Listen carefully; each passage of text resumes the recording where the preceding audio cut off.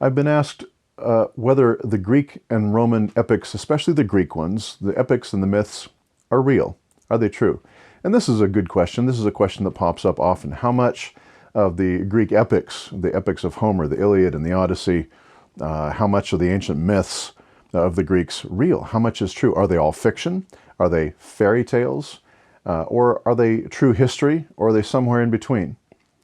I'd like to answer this question from a couple of different angles. One is the angle of the historical reality of them. How much historicity is there in these stories? For example, in the Iliad, the great famous epic of Homer, it tells the story, the background of which is a war in Troy. The foreground of the Iliad, of course, is events involving Achilles, the great hero, and Agamemnon, the great king. But the background is the Trojan War, and we know that the city of Troy was a real place. It's there. You can find it. You can go see the ruins of the city. They've been excavated. Archaeologists find them exactly where Homer said they were, and the ruins of a great destruction, apparently, according to the archaeologists, are dated at just the time when Homer says they happened. So there's a certain amount of historical basis to the story. But were the people real? Were Achilles and Agamemnon and Odysseus real? And the answer to that is perhaps, and a fairly strong perhaps. There are other historical records, such as the excavations of the libraries of the Hittites and so on, archaeological ruins from other cultures that were in connection with Troy, that actually mention names that appear to be names that are reflected in the Iliad. So generally then, we know that there's some historicity to it. There really was a city called Troy. It really was where Homer said it was. Some of the people in it may have been real people. And the only remaining question is how much of the stories are true? Did all the events in the Iliad actually happen? And the answer, the best answer we can probably give at this point is we don't know. Probably all the details are not true. The story is probably based on a real event, a real attack and siege and destruction of a city called Troy. Some of the main figures may have been genuine personages in history, but the actual specific events and conversations and details that happen in the Iliad may be elaborations and embellishments. Was there ever a quarrel between Achilles and Agamemnon? We don't know. Did the quarrel play out the way it plays out in the Iliad? We don't know. But the main figures in the story may in fact have been real. And it's interesting to discover that the tendency of archaeology in the last 150 years is to prove the reality more and more of the stories rather than disprove them. Everybody thought in the late 1800s, when archaeology became a going concern and people started digging in the Middle East, everybody thought that ancient stories and myths and tales and even good portions of the Old Testament and the Bible would be disproved by archaeological discoveries, and they were not. The contrary happened. More and more details turned out to be true that people used to doubt. People used to think that Troy didn't exist, that the Hittites mentioned in the Old Testament were not a real nation, and both of those things were verified by archaeology. So this is true of other myths and other tales as well. The ancient stories of the battles at the city of Thebes, which make up another cycle of stories besides the Trojan cycle. The story of Jason and the Argonauts, it turns out to have some basis in fact. So what we're saying then is that all of these stories, these great epics, have a grain of truth at their heart, and maybe more than a grain. There's controversy over how much is true, but that some is true at the heart of them is accepted by everyone. But there are other things that are problematic, the stories, the myths and the stories of the gods and so on. You can find another short discussion in the same series in which I've talked about whether the gods mentioned in the Greek myths are real. And my argument there was basically that in the same way, the gods in the Greek myths have at their heart a grain of truth. Since all human beings are descended from Adam through the bottleneck of Noah and his 3 sons, when Noah's 3 sons migrated and their descendants spread out over the earth, they took with them stories that are passed on from generation to generation, as stories always are. And the original true stories that Noah and his sons, like Adam and his sons, also knew, the true stories of the creation of the world, the God who made everything and who made man, the angelic beings whom God set as ministers and servants and administrators in the world, the presence and the conversations of these angels with men and so on would have been passed down from generation to generation but then corrupted by people who want to have less and less to do with the God who's so intimately involved with our lives. And so the stories of the true God and of the angels turn into lesser gods who are more like us, and beings who have the same failings and follies and sins that we have.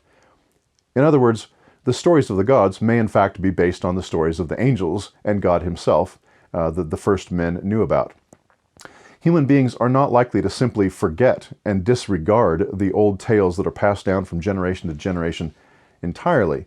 They're more likely simply to change them and alter them, like the old game of telephone, where you whisper in someone's ear and then the whispering goes around the circle and it comes back to you wildly distorted. That's usually what happens when people pass down stories from generation to generation. As it so happens, oral traditions and stories that are passed down from generation to generation tend to preserve their character better than something like the game of telephone, but distortion does happen. As generations fall away from God, they no longer want to think about a God who asks them for purity in their hearts, who convicts them of sin against their neighbors and against their own hearts and against God himself. And so, rather than discarding the stories entirely, they alter the stories so that the God and the gods in the stories are easier to live with. They don't bother our consciences so much, but the stories remain. And so, for example, we have in ancient Babylonian epics creation and flood stories that bear striking similarities to the true story of the creation and the flood in the scripture. And yet there's distortions as well. In the Babylonian Flood epic, there's a guy and his wife who are the only righteous people on the earth and saved by the gods through a special boat to survive a flood by which the gods wipe out the rest of the world because the rest of the world is wicked. And at the end of the Babylonian Flood epic, the Noah figure, whose name is Utnapishtim, is given a necklace of many colors by a goddess, a rainbow. So you see these interesting parallels with distortions to them. The secular world likes to say that this proves that the Bible's flood stories and creation stories are not unique. They're just like all the flood stories and creation stories in other cultures. But a Christian ought to turn it the other way around and say, no, the fact that there are flood stories in all these other cultures means that the Bible story is true because there's testimony of it in the memories of all these other nations who are descended from Adam and Noah. So the tales, the tales and the myths must be presumed to have a grain of truth at their heart somehow. We don't know what the grain of truth at the heart of every myth might be, but the presumption ought to be that there's some truth at their heart. That there were supernatural beings that get called gods in the myths, but may actually have been angels, good or fallen, in the biblical worldview. There are the demands for sacrifice and demands for blood when humans sin. This is a reflection of the fact that everyone knows that they have corruption in their hearts and that something must be done for their failings. And this is a testimony to the truth of the Christian story, which says that since the fall of man, there must be the shedding of blood. So, the Greek epics and the Greek myths can be taken as delightful stories in their own right, but they have some truth at their heart, and part of the delight of scholars is to find out what that truth might be. Even if there are stories that are simply made up and not true historically at all, they're delightful stories and well worth reading. And so that leads to the second angle that I want to approach the question with, and that is that even stories that we know are not true, that are not historical, that are sheer fiction, can be read with delight. And to object to a story just because it's fiction and never happened would be to object to The Lord of the Rings, The Chronicles of Narnia, many, many fairy tales, any fiction at all that is simply made up. Jane Austen's Pride and Prejudice, Charles Dickens' David Copperfield, Dostoevsky's The Brothers Karamazov, modern science fiction. If we have to only read works that are true, that actually happened, we've excluded a great majority of the delightful literature in the history of the planet. But we don't do that. We know that works of imagination, works of fiction, works that tell stories that didn't really happen, but that are delightful, still teach and still entertain and still delight, and God has made us this way. Jesus tells parables. We don't assume that the parables are true, and we don't object to the parables on the basis of the fact that they probably didn't happen. Jesus makes up stories, and then he tells a pointed truth with them. The imagination is enlightened, the imagination is enlarged, our hearts are warmed and delighted by fiction stories and by imaginative stories, because they tell they tell true things, even if the events didn't happen. For example, in The Lord of the Rings, which everybody knows and loves, you have stories about people who are courageous, people who are humble, people who are fearful, people who are compromised and betrayers, people who fall to temptation, and people who withstand temptation.